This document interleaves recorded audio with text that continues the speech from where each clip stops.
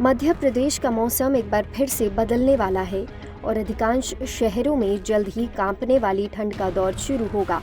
मौसम विभाग ने अगले 2 दिनों में कड़ाके की ठंड का अलर्ट जारी किया है। ये बदलाव वेस्टर्न डिस्टर्बेंस के एक्टिव होने की वजह से देखने को मिलेगा, जिसके कारण रात के न्यूनतम तापमान में 2 से 3 डिग्री सेल्सियस तक की गिरावट दर्ज की जा सकती है। रविवार सुबह भोपाल का मौसम शुष्क रहा, जिससे दिन में धूप खिली रही। हालांकि शाम होते ही ठंडी हवाओं का दौर शुरू हो गया। ग्वालियर चंबल संभाग के कई जिलों में सुबह हल्की धुंध और बर्फीली हवाओं का असर देखने को मिला।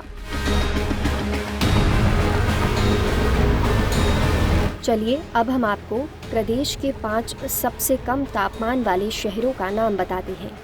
पहला ग्वालियर 9.3 डिग्री सेल्सियस, दूसरा भोपाल 12.1 डिग्री सेल्सियस, तीसरा उज्जैन 12.8 डिग्री सेल्सियस, चौथा जबलपुर 13.8 डिग्री सेल्सियस, पांचवा इंदौर 14.3 डिग्री सेल्सियस।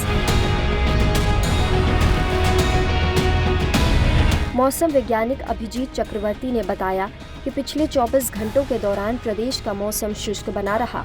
पूर्वी मध्य प्रदेश के टीकमगढ़ में सबसे कम तापमान 9 डिग्री सेल्सियस दर्ज किया गया। आने वाले दिनों में वेस्टर्न डिस्टर्बेंस का असर प्रदेश के अधिकांश जिलों में देखने को मिलेगा।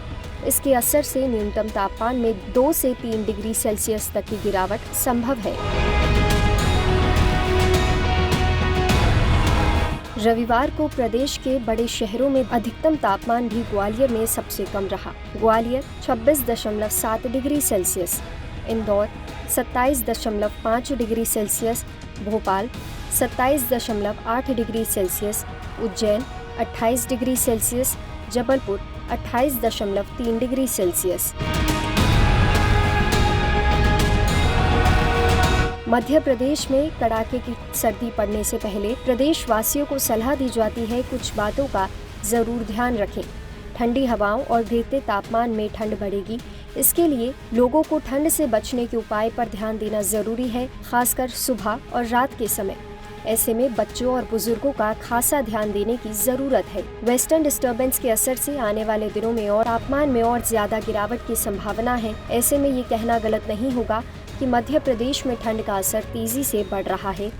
वेस्टर्न डिस्टर्बेंस और शुष्क हवाओं के चलते प्रदेश के अधिकांश हिस्सों में न्यूनतम और अधिकतम तापमान में गिरावट जारी रहेगी। इस सर्द मौसम में गर्म कपड़े और स्वास्थ्य का खास ध्यान रखना जरूरी है। ऐसे ही डेली वेदर रिपोर्ट्स के लिए देखते रहें लोकल 18।